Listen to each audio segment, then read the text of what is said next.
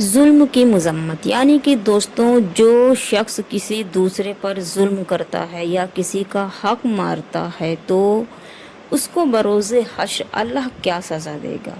अस्सलामु अलैकुम दोस्तों। यूँ तो दुनिया में सभी एक दूसरे पर जुल्म करते हैं और ये कहते हैं कि क्या मरने के बाद में कोई देखने आता है। ऐसा तो है, बिल्कुल दर हकीकत है कि मरने के बाद कोई नहीं देखने आता एक दूसरे को, लेकिन क्या आप खुद को भी नहीं देखेंगे?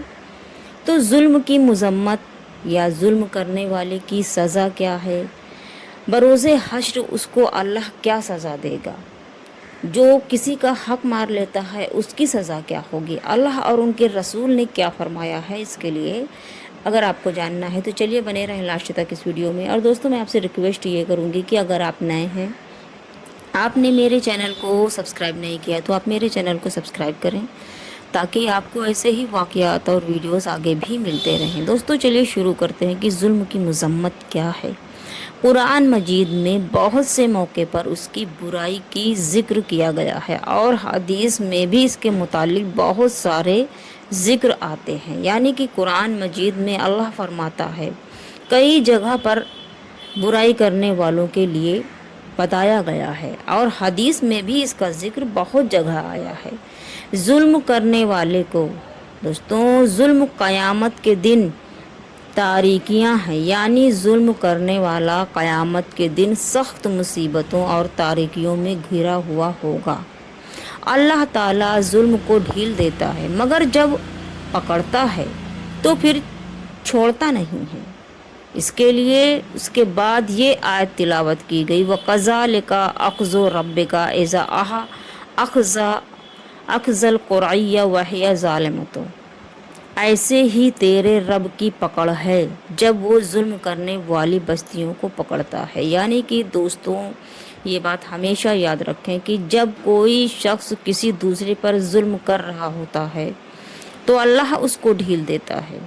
अल्लाह ढील इसलिए देता है कि अल्लाह देखना चाहता है कि वो बंदा किस हद तक गिर सकता है और किस हद तक ये किसी दूसरे पर जुल्म कर सकता है।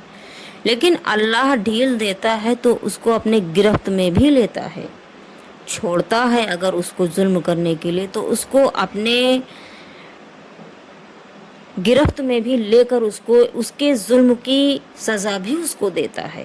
तो डरें, अल्लाह के जुल्म से डरें, अल्लाह के पकड़ से डरें, जिसकी पकड़ के आगे किसी की नहीं चलती है, जिसके जिम्मे उसके भाई। इस दुनिया में अगर किसी के भाई, जैसे कि जिसके जिम्मे उसके भाई का कोई हक है, यानी कि दोस्तों अगर आपके ऊपर आपके भाई बहन माँ बाप बच्चे किसी का भी कोई हक हो तो आज ही उससे माफ़ करवा लें, इससे पहले कि ना अशराफी होगी ना रुपया होगा, बल्कि उसके आमाल सलाह को बक़द्र हक लेकर, बाकायदा हक लेकर दूसरे को दे दिए जाएंगे। और अगर उसके पास नेकियां नहीं होंगी तो दूसरे के गुनाह उस पर लाद दिए जाएंगे। यानी कि दोस्तों, अगर आपने किसी का हक मारा है, किसी के ऊपर जुल्म किया है, किसी को नाहक परेशान किया है या किसी के ऊपर बहतान लगाया है तो दुनिया में ही उससे मुआफ़ी मांग लें, अभी भी वक्त है। क्योंकि बरोज़े हश्र ना आपके पास वक्त होगा और ना आपके नेकियां इतनी ज़्यादा होंगी कि इसको संभाल सकेंगी। जैसे कि बरोज़े हश्र जिसके ऊपर आपने जुल्म किया होगा उसका हिसाब होगा। तो अगर आपने जुल्म किया है तो आपके आमाल की जितनी भी नेकियां हैं उसको उसके जब तक उसका हक नहीं अदा होगा अल्लाह उसको दे देगा। और अगर आपकी नेकियां ख़त्म हो गई उसको उसके हक को अदा करते करते तो दूसरे के गुनाह जो हैं, दूसरे के गुनाह आपके ऊपर लाद दिए जाएंगे। तो सोचिए कि दुनिया में हम आए हैं तो अल्लाह और उनके रसूल के रास्ते पर, बताए हुए रास्ते पर चलें। इस्लाम ने क्या फरमाया है, अल्लाह और उसके रसूल क्या फरमाते हैं, उसको तवज्जो करें, समझें उसको। किसी का हक मार के आप दुनिया में ज़रूर सुकून से रह लेंगे, लेकिन 4 दिन हक मारने की सज़ा बहुत बड़ी होती है, जो कि कई गुनाह ऐसे होते हैं जैसे कि ان کی سزا دنیا میں بھی مل جاتی ہے اور آخرت میں بھی ملتی ہے۔ اور یہ بات یاد رکھے گا کہ ظلم اتنا ہی آپ کریں جتنا خود کے اوپر برداشت کر سکے۔ تو کیا آپ کی نیکیاں اتنی ہوں گی کہ آپ اپنی نیکیوں سے اس کا حق ادا کر سکیں گے بروز حشر؟ دوستوں، میرے خیال سے کہ میں یہ نہیں کہتی کہ آپ کی نیکیاں کم ہوں گی، لیکن آپ اپنے آپ کو اتنا نیک بنائیں، اتنا اللہ کے بتائے ہوئے راستے کو سمجھیں، ان کے رسول کے بتائے ہوئے راستے کو سمجھیں کہ کسی کو اپنی نیکیاں دینے کی ضرورت ہی نہ پڑے۔ تمہیں معلوم ہے کہ مفلس کون ہے؟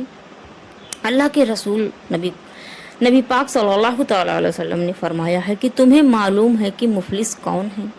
لوگوں نے عرض کیا کہ یا رسول اللہ صلی اللہ تعالیٰ علیہ وسلم، ہم میں مفلس وہ ہے کہ نہ اس کے پاس روپیہ ہے نہ متاع ہے۔ فرمایا، یعنی کہ نبی پاک صلی اللہ تعالیٰ علیہ وسلم نے فرمایا کہ امت میں مفلس وہ ہے کہ قیامت کے دن نماز روزہ زکوٰۃ لے کر آئے گا اور اس طرح آئے گا کہ کسی کو گالی دی، یعنی کہ دوستوں آپ دنیا میں اگر روزہ رکھتے ہیں، نماز پڑھتے ہیں، زکوٰۃ ادا کرتے ہیں، لیکن اس کے ساتھ ساتھ میں اگر آپ کسی کو گالی دیتے ہیں، کسی پر تہمت لگاتے ہیں، کسی کا مال کھا لیا ہوگا آپ نے، یا کسی کا خون بہایا ہوگا، کسی کو مارا ہے، لہٰذا اس کی نیکیاں، اللہ کے رسول کا فرمان ہے کہ اے کسی پر تہمت لگائی ہوگی، وہ اس شخص نے کسی کا مال کھا لیا ہوگا، کسی کا خون بہایا ہوگا یا کسی کو مارا ہوگا، لہٰذا اس کی نیکیاں، یعنی کہ اس شخص کی نیکیاں اس کو دے دی جائیں گی، اور اس کو دے دی جائیں گی اگر لوگوں کے حقوق، یعنی کہ اس کی نیکیاں دے دی جائیں گی، اور اگر اس کا حق ابھی بھی پورا نہیں ہوا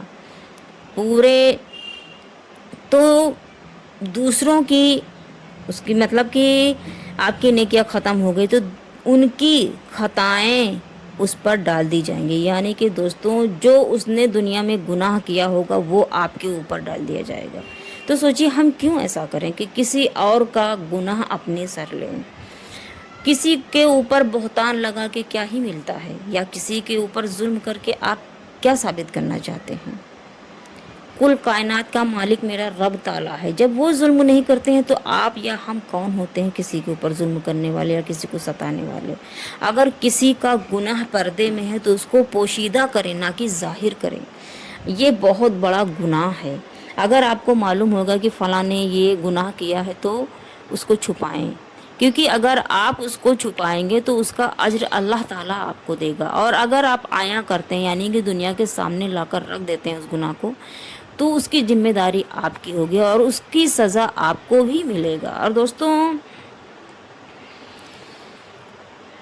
لوگ اگر ہمارے ساتھ احسان کریں گے تو ہم بھی ان کے ساتھ احسان کریں گے۔ آپ اپنے آپ کو ایسا بنائیں کہ لوگ اگر آپ کے ساتھ اچھا کام کریں تو آپ بھی ان کے ساتھ اچھا کام کریں، اور اگر ہم ظلم کریں گے تو بھی یعنی کہ آپ خود کو ایسا بنائیں کہ اگر کوئی آپ کے اوپر ظلم کر رہا ہے تو آپ برداشت کریں، اپنے نفس کو اس پر جماؤ کہ لوگ احسان کریں تو بھی ہم احسان کریں، اور اگر برائی کریں تو ظلم نہ کریں، ہم برداشت کریں، کیونکہ صبر کا پھل بہت ہی میٹھا ہوتا ہے، اور صبر کرنے والے کی جو بہترین انعام ہے نا وہ اللہ تعالیٰ خود اس کو دے گا۔ جو شخص اللہ کی خوشنودی کا مطلب ہو لوگوں کی ناراضگی کے ساتھ، یعنی کہ کوئی بھی شخص اگر اللہ کو خوش کرتا ہے اور لوگ اگر اس سے ناراض ہیں، یعنی اللہ